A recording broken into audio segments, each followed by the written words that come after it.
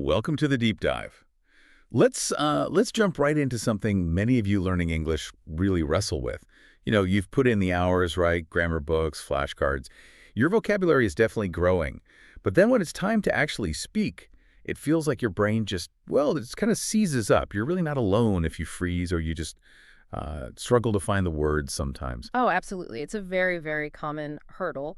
And, at its heart, it often comes down to overthinking. Learners get sort of caught in this loop trying to build the perfect sentence, almost like mentally checking off grammar rules before anything comes out. Mhm. And more often than not, they're trying to translate in real time Right. from their first language into English. Exactly, that constant mental translation. And that's really what we want to unravel today. Our mission, let's say, in this deep dive is to give you some practical, really effective ways to train your brain, Mm. train it to think directly in English. Yeah, imagine just bypassing that whole translation step. Speaking becomes more natural, much more automatic. Right. And we know you want to get to the core of things, quickly but thoroughly. So we've sifted through the info to bring you strategies you can actually start using, right away. Okay, so let's really dig into why that habit, translating word for word, why it's such a roadblock when you're trying to speak English. What's the fundamental issue there? Well, like the material we looked at really points out, English just has its own way of doing things, its own rhythm, its own structure.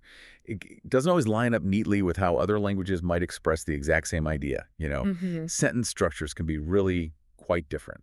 And then there are all those idioms, common expressions, Mm. things that just don't have a direct word-for-word match. Yeah, like that example from the source material. You could say something super formal like, if it is not too much trouble, would you be able to help me with this task? Right, technically correct grammar. Totally correct.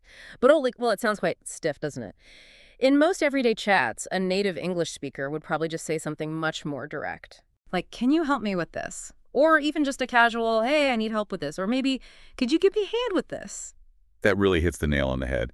The first one, yeah, grammatically fine, but it feels formal, almost hesitant for just a normal interaction. Exactly. And the shorter ones, they're not just more natural, they're also just, well, more efficient. Hmm. When you're constantly digging around for that perfect word-for-word translation, you often end up with sentences that sound a bit clunky, a little bit odd even. It's extra work. Huge extra work. It puts a massive strain on your brain, slows down your speaking. Your mind's basically trying to juggle two different language operating systems at the same time. It's exhausting. Okay, so that's clear. Translation leads to unnatural English, maybe slower English too. Yeah. Definitely puts the brakes on speaking fluently. So how do we start? How do we untangle ourselves from always translating and, begin thinking directly in English? The sources offer some really clear first steps. They do. And the first technique is incredibly simple, almost deceptively simple. Just start naming the objects around you in English. Okay, like right now. Right now, wherever you are listening, just look around. What do you actually see? If you're at home, maybe you see a sofa, a lamp, a television, a rug, a window. So bed, desk, book, phone. Exactly. The key idea here is to create a direct connection, a link in your mind between the thing itself and the English word for it. You want to completely skip that step of thinking of the word in your first language. It helps build that direct lexical access. And just the single words to start. No sentences. Just the words. Don't worry about sentences yet. Just the label, chair, wall, picture, computer, mug, whatever's there. And the sources really stress doing this consistently, daily if you can. It helps your brain forge those direct pathways, makes that translation step feel less necessary over time. Okay, simple but makes sense. Yeah. Build a foundation. What's next after just naming things? Well, once you feel a bit more comfortable just, identifying objects with their English names, the next logical step is to add short, simple descriptions. Okay, so moving beyond just book. Exactly. So instead of just book, you might think the book is blue, or maybe the book is on the table. If you see a car outside, instead of just car, maybe the car is red, or the car is fast, or the car is parked. Keep it short and sweet. The cat is sleeping. My coffee is hot. The sky is gray today. Things like that. Perfect examples. The focus is still on simplicity.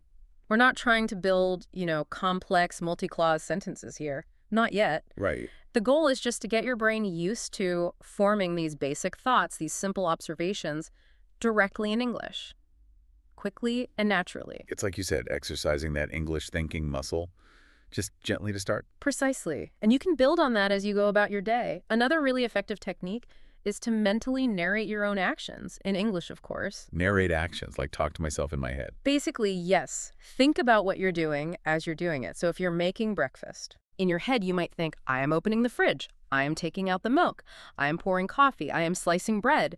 Simple present continuous usually works well here. Or getting ready to leave, I am putting on my shoes, I am grabbing my keys, I am locking the door. Exactly that. It sounds like a really... And your brain immediately goes, okay, translate question.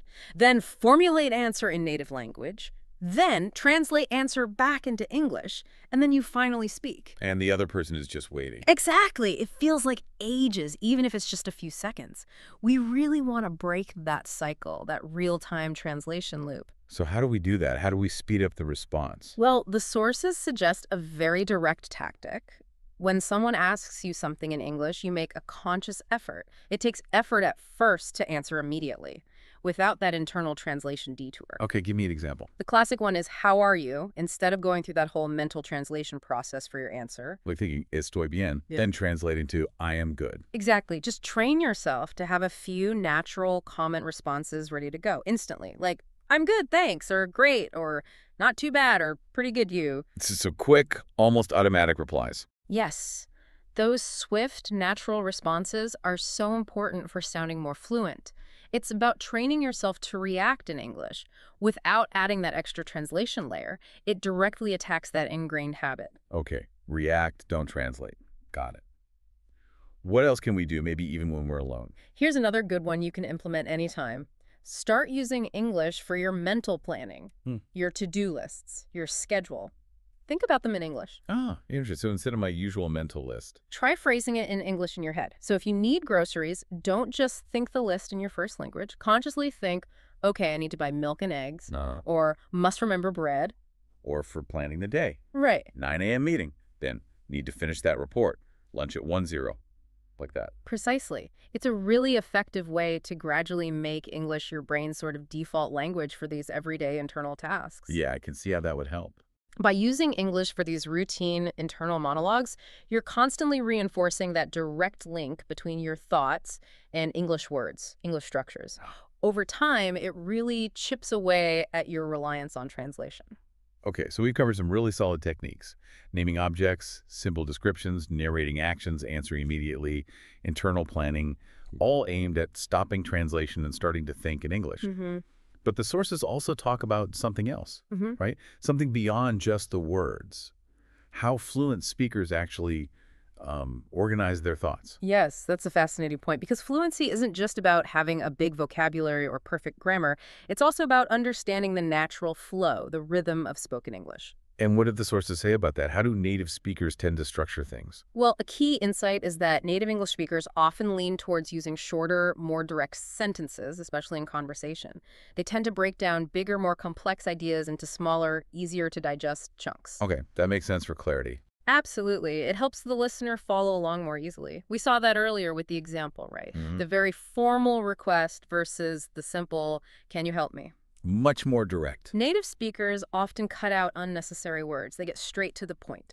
So when you're forming your thoughts in English, even just in your head, try to aim for that too. Concise, natural-sounding mental sentences. So if I have a complicated thought, maybe try breaking it down mentally into 2 or 3 shorter sentences instead of one long one. Exactly. That's a great strategy. And another thing related to this is how people respond to questions in natural conversation. How so? As the sources highlight, native speakers don't always reply with these perfectly formed, grammatically complete sentences every single time.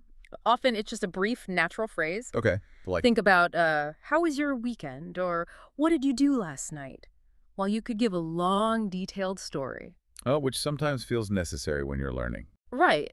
But often a native speaker might just say, pretty good, or not much, just relaxed, or went out for dinner, or even just quiet one. Ah, okay. So it's okay not to give a full essay answer every time. More than, okay, it's natural. It really highlights the importance of practicing those quick, common replies. Training yourself to give those immediate, natural-sounding responses without feeling you have to construct a complex sentence makes a big difference to how fluent you sound. That's really helpful.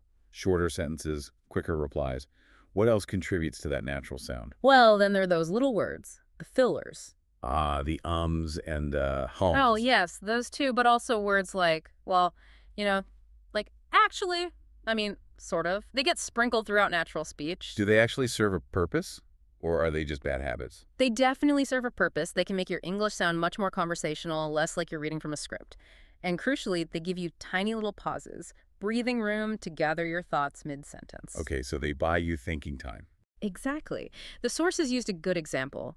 Instead of just saying a very blunt, I disagree, Which can sound a bit harsh sometimes. it can. A speaker might soften it with a filler like, well, I don't really see it that way, or actually, I kind of have a different take on that, or, I mean, I'm not sure I agree. I see. Those little additions make it sound smoother, more conversational. They do. But, and this is important, the sources also caution against overusing them. Too much like, or, Exactly. If there are too many fillers, it can become distracting. It can make you sound hesitant or like you don't know what you're talking about. Hmm. It can undermine your clarity. So it's a balance. Use them naturally, but don't lean on them too heavily. Precisely. Find that sweet spot. So just to recap these points on sounding more fluent, drawing from how native speakers often talk, try thinking in shorter, clearer sentences. Practice responding quickly, naturally, with common phrases. And learn to use those filler words appropriately, not too much, not too little, to smooth things out and buy thinking time. That's a great summary. And probably the biggest takeaway underlying all of this, don't be afraid of mistakes. Absolutely crucial. Mistakes are not just okay, they are necessary. They're how you learn, how you improve. The more you actively try to think and speak in English using these techniques, the more intuitive it will all become. It takes time, but it works. Okay, so let's make this practical. Let's give everyone listening a challenge to really kickstart this shift. Great idea. How about this? For the next hour, starting right now if you can, make a conscious effort. Name everything you see around you in English. Look at an object, and either silently in your head or even say it aloud if you're alone and comfortable, just say the English name. Table, lamp, window, Right. rug, picture frame, keyboard, monitor. Yes. And remember, no translation allowed. Just the direct English word for the object you see. Build that direct association. Okay, just naming things for an hour. Got it. Maybe an extra step for those feeling ambitious. Yeah, if you want to push it a bit further, try describing any actions you're doing during that hour. Simple English sentences. If you're listening right now, think, I am listening. If you get up to get a drink, think, I am walking to the kitchen. I am pouring water. I am sitting down. I am reading. I am typing. Keep it basic. Keep it consistent for that hour. Exactly. Keep the sentences simple. The focus is on the process of thinking directly in English. And we genuinely love to hear how you get on with this. Head over to the comments section, wherever you're listening, and just share one thing you described in English today without translating first. Was it an object? An action? And tell us how it felt. Was it easy? Was it a bit tricky? Your experience could really help other learners, too. Definitely. Sharing helps everyone. And of course, if you found this deep dive helpful, if you're serious about improving your English, please do consider following or subscribing. That way you won't miss our future sessions. And feel free to share this with anyone else you know who might be on the same English learning journey. Looking ahead, our next deep dive is going to tackle another really key area. We'll be exploring the secrets to learning English vocabulary faster and more effectively. Yeah, that's going to be a good one. Definitely tune in for that. Absolutely. So until then, keep practicing these techniques. Keep naming things, keep narrating, keep responding quickly. And most importantly, remember to think in English. Think in English. We'll see you next time.